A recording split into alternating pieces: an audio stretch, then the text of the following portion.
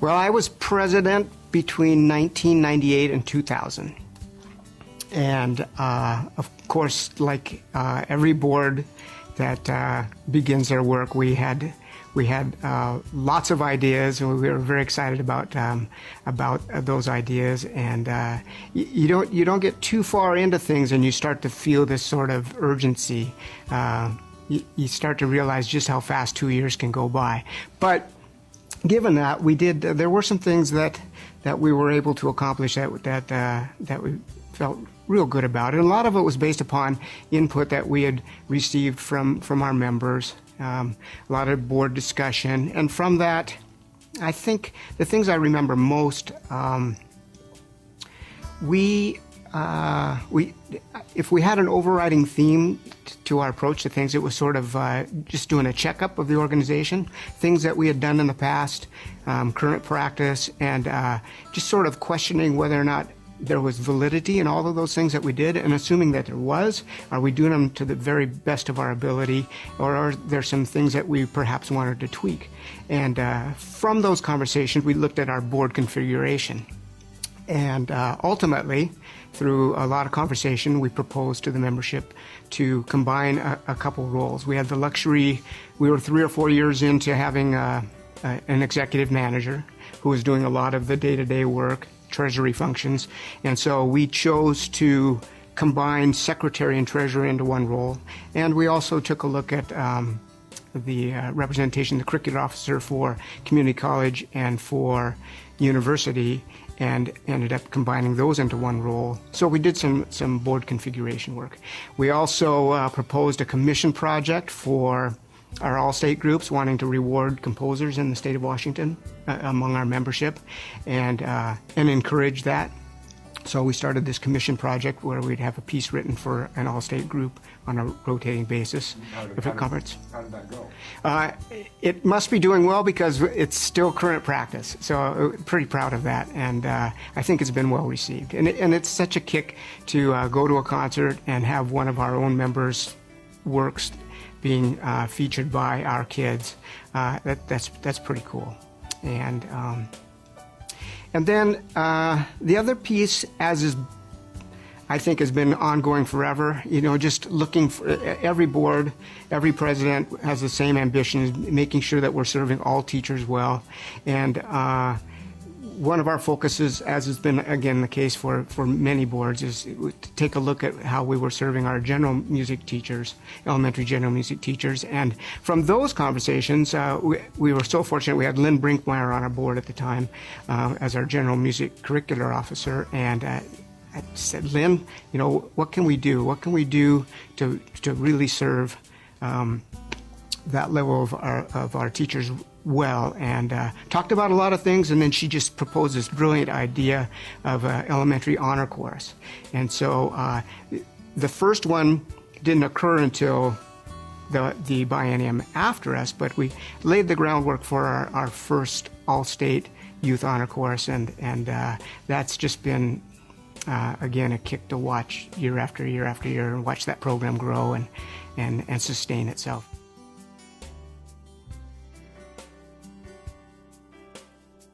Exactly. We're a teacher membership organization, and that's our primary function, is to advocate for teachers, to create resources for teachers, to be a voice for teachers, and we create programs in service to them that benefit their students. Our all-state groups are an example of that. We facilitate the state solo and ensemble contest. So we have student events as well, but all in service to teachers and their programs.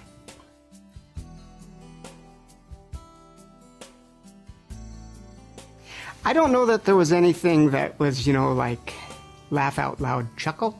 But although our board meetings, I have to say, given some of the characters that were on our board at the time, when you have a person like Ron Jones as an example on your board, you can pretty much count on things being kept pretty light. It was we did serious work, but we had a lot of fun. And so that I do remember as just being sort of the tone of things. If there was something humorous, it would probably be more on a personal level, and I'm not going to say I was embarrassed, but there was this practice that had evolved under the leadership of the Caldwells of starting to dress up presidents in outfits to help promote the upcoming conference. And it was decided that I would be Robin Hood. And so our film shoot, our photo shoot, was in their neighborhood. And in and amongst the trees and the foliage, out in the front of their yard.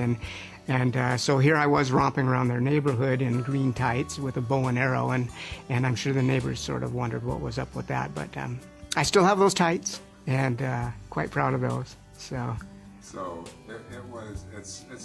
a fun organization. Oh, I think so. Yeah. I mean, you got to have fun. I mean, there's serious things that come along. It's serious business that we're involved in. But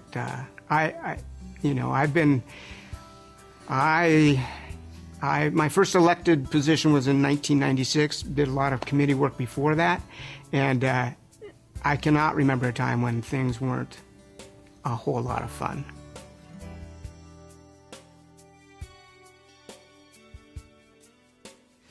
Well, first of all, I'm just going to say that I have the luxury now of still being connected to the organization, and so I get to watch things perhaps from a closer viewpoint than many other regular teachers would, and I'm just excited. I don't really have any advice for anybody going forward. I would just hope that we always remember, and I have really no doubt that this will be the case, but I just hope that we'll never forget what our ultimate purpose is in service to teachers. And it's not just the board serving teachers. It's fostering an environment where teachers are serving each other. And that's, to me, when I think about all things WMEA, what is most dear to my heart is that we create our own products. It's teachers creating experiences for other teachers. I mean, that's what makes our conferences so amazing, is that it's just this grassroots effort of teachers creating experiences for fellow teachers, and how can you miss when you do it that way? And so I hope we'll never lose those things. I'm so excited about stuff that I'm seeing now.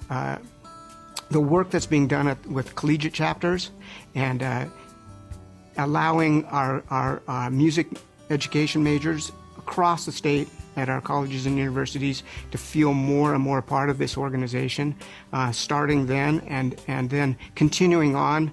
This year's board sponsored a couple of new teacher institutes for first and early year teachers to gather together, bringing folks in to work with them and mentor and answer questions, and just building that sort of camaraderie amongst themselves.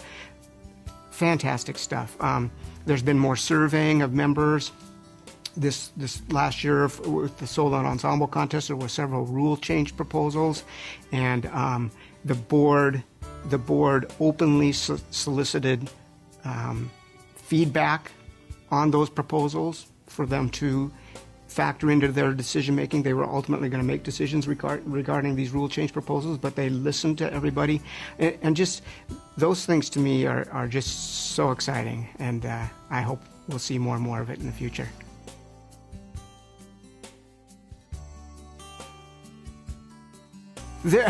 I think the challenges that we experienced during our time are really not unlike the challenges of today, and probably prior to me, and probably now and forevermore. And that's just that continuous advocating for our place in the general education picture. And it was a particularly hot time, both at the state and the national level, but and that was a real learning curve for me, is that I didn't go into this thing expecting that the political side of advocacy would be as time-consuming, as much a focus of my time as it ultimately ended up being. It was a pretty hot time at the state level because the definition of a core education was being refined, and some decision-making by the legislature as to what was core. And so it was a continuous battle to make sure we were part of that conversation. And then at the national level, somewhat related, it was a time of reauthorization of education acts. And I had the great pleasure, in fact, I would say one of the highlights for me of this whole thing was that being able to go back to Washington, D.C. And this is a practice that continues today, of going back to Washington, D.C. with music educators from all 50 states, sort of descending on our state capitol. And I had an opportunity to sit with our state senators and talk about, both on a national level, what we felt was very, very important in terms of the arts' place in as being core in education, and at the state level as well. And so it was kind of scary, and it's still scary today. And I know it's a big focus for the folks that are providing leadership right now, and it probably will be.